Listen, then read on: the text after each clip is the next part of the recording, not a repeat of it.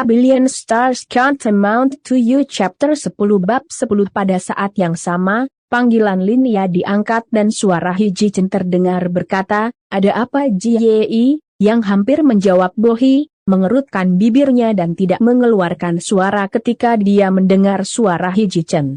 Sebaliknya, dia masuk ke kamar mandi. Saat pintu tertutup, Jie mendengar suara Hiji Chen yang teredam, "Apakah semua orang kembali ke asrama Anda?" Ketika Jie keluar dari kamar mandi, Lin Ya sudah mematikan telepon. Setiap teman sekamarnya memiliki secangkir teh susu di tangan mereka dan mengobrol tanpa henti. Bodia yang pertama mengatakan sesuatu pada Jie, "Xiao Yi, kamu baik-baik saja?" Jie menggelengkan kepalanya dan menjawab, "Ya, bukan apa-apa. Aku tidak memperhatikan dan secara tidak sengaja tersandung." "Oh, oke." Bodia kemudian menunjuk ke meja Jie dan berkata, "Xiao Yi, teh susu kamu sudah siap di sana." Teng Huahua menjawab, "Pacar Xiao Ya baru saja membawanya." "Pacar Xiao Ya?" "Hiji Chen." Jadi, sebelum Jie masuk ke kamar mandi, inilah yang dimaksud Hiji Chen dengan pertanyaannya kepada Lin Ya. Dia ingin memperlakukan semua orang di asramanya untuk minum teh. Jie meninggalkan Lin Ya dengan kata-kata terima kasih. Untuk menghindari kecurigaan, dia membawa teh susunya ke tempat tidur, tetapi akhirnya meletakkannya di samping tempat tidurnya, tanpa disentuh. Tiga lainnya terus mengobrol sambil minum teh susu.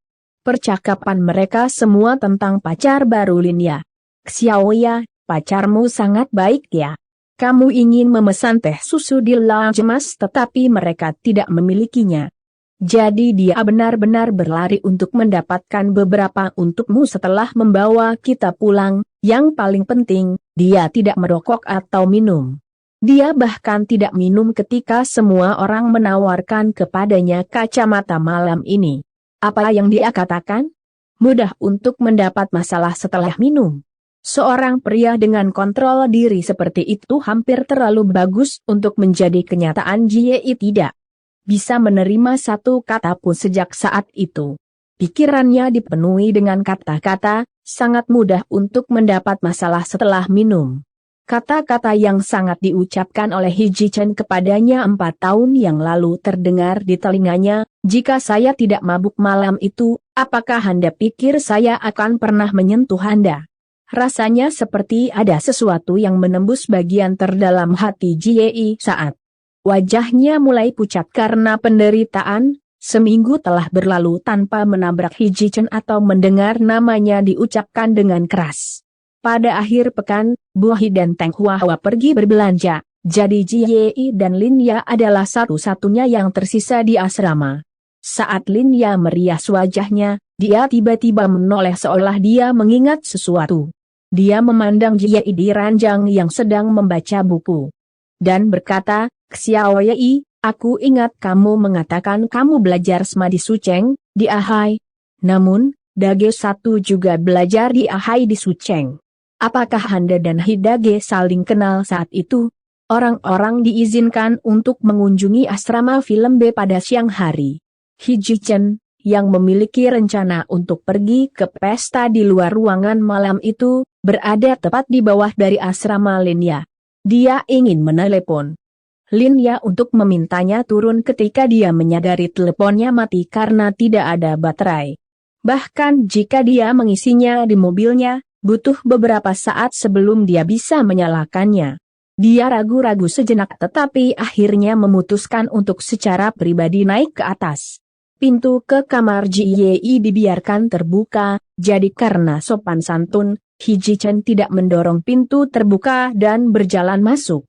Sebaliknya, dia mengangkat tangannya ke pintu bersiap untuk mengetuk ketika dia mendengar Lin Ya dari dalam berkata, "Xiao Yi, apakah kamu dan Hidage saling kenal?" "Kehormatan, kakak laki-laki." Merujuk pada Hiji Chen bab 11. "Xiao Yi, apakah kamu dan Hidage saling kenal?" Tiba-tiba, Hiji Chen menghentikan tangannya di udara, hendak mengetuk pintu.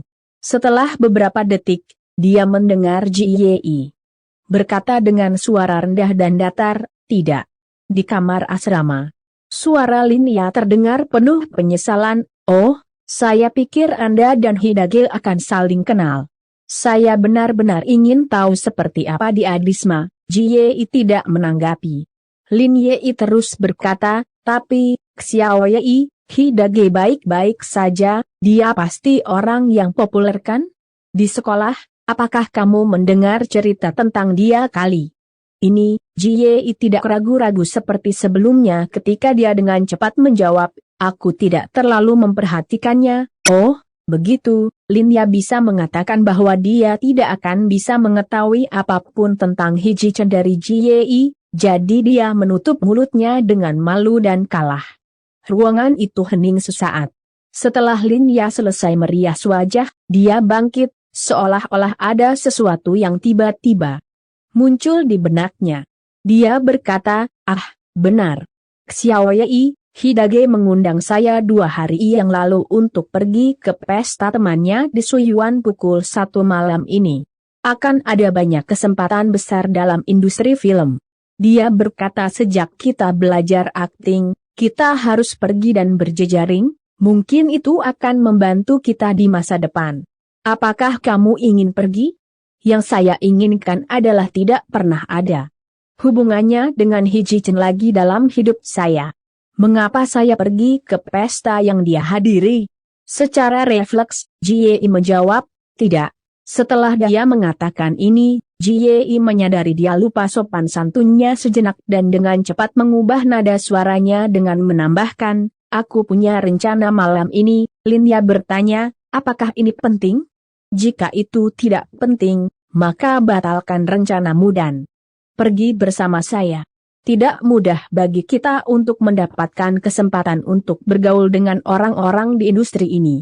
Akan sangat memalukan untuk melewatkan kesempatan langka seperti itu.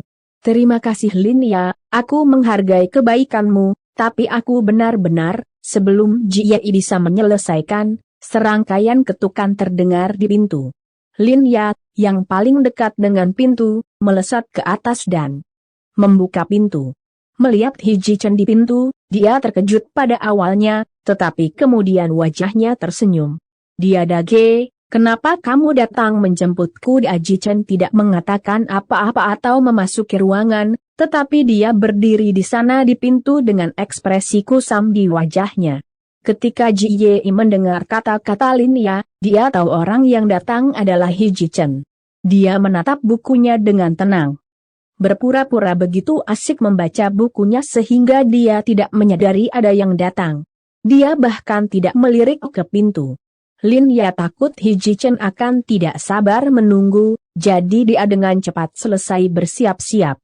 Dia Dage, ayo pergi. Hiji Chen masih tidak mengatakan sepatah kata pun, tetapi dia sedikit mengangguk dan menegakkan badan. Saat dia siap untuk pergi, dia melihat sekilas di mana Ji Ye duduk dari sudut matanya. Perhatiannya tidak tertuju padanya, tetapi ke tempat sampah di sebelah mejanya. Meskipun dia sengaja menggunakan tempat sampah sebagai penutup, dia bisa dengan jelas melihat teh susu yang belum selesai di dalam. Itu dibiarkan persis bagaimana itu malam sebelumnya, tanpa seteguk diambil, dibuang ke tempat sampah begitu saja. Lin Ya mengambil 2 langkah menuju pintu. Berhenti, dan menoleh ke Ji Ye, Xiao Ye, kau benar-benar tidak ikut denganku. Sebelum Lin Ya bisa selesai, Hiji Chen akhirnya berbicara dari pintu depan. Suaranya tiba-tiba dan agak dingin, pesta malam ini tidak terbuka untuk semua orang. Jangan seenaknya mengundang orang secara acak. Suyuan adalah nama untuk Taman Klasik Suzhou di Provinsi Jiangsu. Itu terdaftar sebagai situs warisan dunia UNESCO. Bab 12 Orang acak. Dengan bukunya di tangan, ujung jari Ji Ye menegang. Jauh di lubuk hati, dia senang memiliki buku untuk dilihat. Sebelum Lin Ya bisa mengatakan apa-apa, dia dengan sopan menatapnya. Jika dia tidak melakukannya, dia benar-benar tidak akan tahu bagaimana harus bereaksi terhadap kata-kata Hiji Chen. Setelah dia mengatakan bagiannya, Hiji Chen tidak berlama-lama. Dia berbalik dan melangkah keluar, meninggalkan ruangan dengan canggung yang masih ada di udara. Lin Ya berdiri di sana dengan ekspresi tak berdaya di wajahnya saat dia menatap punggung Hiji Chen dan kemudian ke Jie. Dia ingin mengatakan sesuatu tetapi tidak tahu bagaimana memulainya. Hiji Chen, yang telah berjalan cukup jauh sekarang, bisa merasakan bahwa Lin Ya belum menyusul. Dia berkata, "Aoel, pergi." Lin Ya bisa mendengar ketidaksabaran yang jelas dalam suaranya. Dia mengerutkan bibirnya dan pergi dengan maaf Xiao Yei. Kemudian dia melesat keluar dari kamar, menutup pintu, dan mencoba mengejar Hiji Chen. Jie adalah satu-satunya yang tersisa di kamar asrama. Dia mempertahankan postur yang sama dan menatap buku itu dengan ekspresi damai di wajahnya untuk waktu yang lama sebelum dia berkedip dengan lembut. Dia mengangkat jari-jarinya dan membalik halaman. Dia menatap kata-kata di atas kertas. Dia menatap dan menatap, mati lurus ke depan, penolakan Jie atas tawaran Lin Ya dengan kata-kata "aku punya rencana malam ini" bukan alasan. Meskipun itu bukan sesuatu yang serius, dia benar-benar punya rencana malam itu. Kemarin, ayahnya kembali ke Beijing dari perjalanan bisnis di Hong Kong, jadi ibunya memintanya pulang untuk makan malam. Film B tidak terlalu jauh dari rumah Jie, jadi dia ingin menyelesaikan membaca buku di tangannya sebelum kembali ke rumah. Namun, penampilan Hiji Chen baru saja merusak suasana hatinya, jadi dia hanya membuang bukunya karena kalah dan pergi lebih awal. Dia tiba di rumah tepat sebelum pukul 5. Orang tuanya mungkin berjalan-jalan karena tidak ada orang di rumah, jadi Jie langsung menuju kamarnya. Dia tidak istirahat pada siang hari, jadi dia sedikit mengantuk. Segera setelah Jie naik ke tempat tidur, dia tertidur. Jie tidak yakin berapa lama dia tertidur, tapi dia bangun dari mimpinya dengan suara seseorang yang berbicara.